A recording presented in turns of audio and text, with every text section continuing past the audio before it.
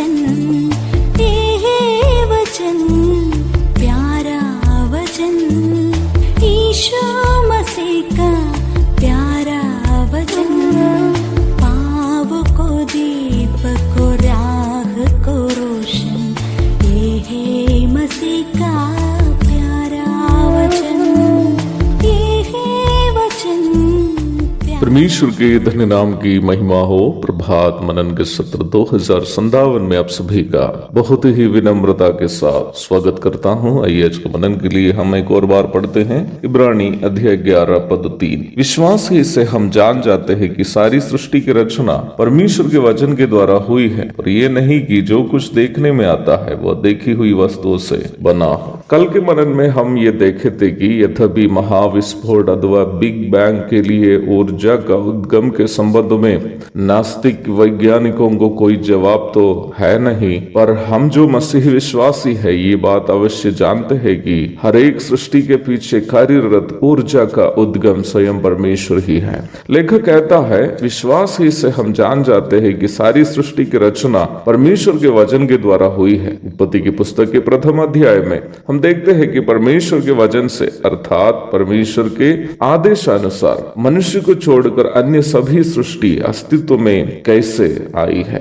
मनुष्य को परमेश्वर अपने पवित्र हाथों से रचना की थी। निम्न विषय की चर्चा यह करने के द्वारा इब्रानी के लेखक एक महत्वपूर्ण आध्यात्मिक सच्चाई को पाठकों के सामने प्रस्तुत कर रहा है। हम इस बात को पूर्व में भी देख चुके हैं कि 11वां अध्याय में उन बहादुरों की सूची है जो परमेश्वर पर अपने विश्वास के द्वारा असाधारण कार्यों को किए हैं। उनमें से ज्यादातर लोग बहुत ही साधारण लोग थे, परंतु केवल परमेश्वर पर उनके विश्वास के सहारे वे संसार के अपने जीवन को असाधारण बना दिए। प्रभु दया करे तो उनमें से लगभग सभी के जिनके नाम इस सूची में है हम आने वाले दिनों में मनन करने के लिए जा रहे हैं। इसलिए वर्तमान में अभी मैं उन लोगों के नाम लेकर कोई चर्चा करना नहीं चाहता, पर एक परिचय के रूप में आपको मैं याद दिलाना चाहता हूं कि इस अध्याय में परमेश्वर की पवित्र आत्मा हमें समझा रहा है कि साधारण से साधारण लोग भी परमेश्वर पर अपना दृढ़ विश्वास के कारण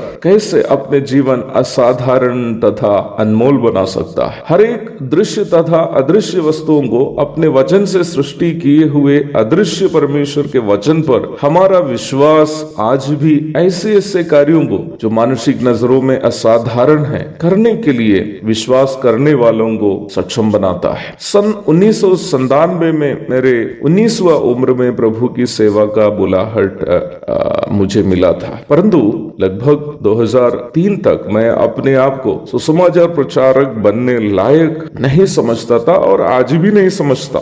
मुझे इस बात की भी चिंता थी उन दिनों में, यदि मैं काम छोड़कर पूर्ण समय की सेवा के लिए समर्पण करूं तो मैं कैसे दैनिक जीवन की आवश्यकताएं पूर्ति कर पाऊंगा और मेरी विधवा माँ की देखरेख कैसे कर पाऊंगा। यदि मैं शादी करूं तो मेरे परिवार की आवश्यकताएं कैसे पूरी कर पाऊंगा। मुझे लगता है कि 2003 के शुरुआती महीनों में होना चाहिए मुझे 3 पुस्तकों को पढ़ने के लिए मिल गए। तीनों 3 महान मसीही सेवकों के जीवन का इतिहास था। उन 3 मसीही सेवकगण क्रमशः डीएल मूडी, जॉर्ज मुल्लर तथा डेविड लिविंगस्टन थे। डीएल मूडी मात्र दूसरा क्लास तक की पढ़ाई किए हुए एक अमेरिकी मोची था जिनको प्रभु ने 40 लाख से भी अधिक लोगों को बचाने के लिए इस्तेमाल किया। डीएल मूडी के जीवन से प्रभु ने मुझे समझाया कि प्रभु की सेवा के लिए बहुत अधिक शैक्षिक योग्यता की आवश्यकता नहीं है, केवल परमेश्वर पर एक अटल विश्वास ही की अनिवार्यता है। जॉर्ज मुल्लर एक जर्मन मूल के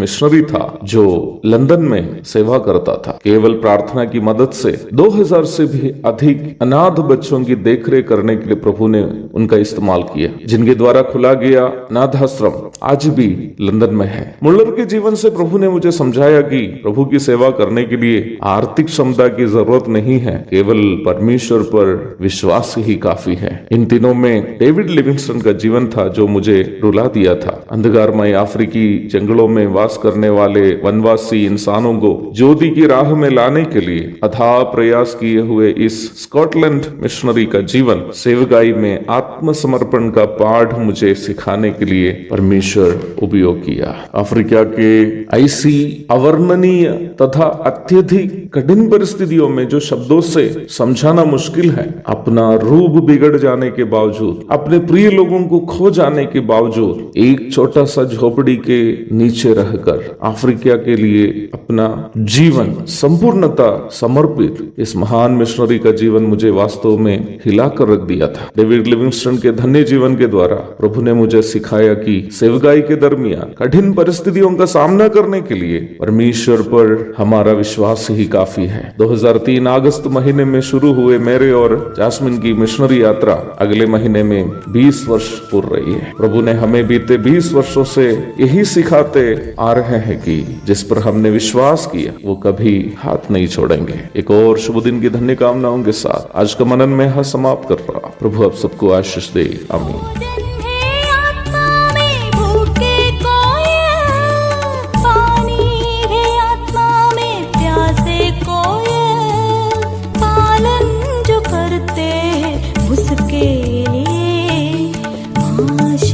पाने का साधन है ये है वचन, प्यारा वचन, ईशो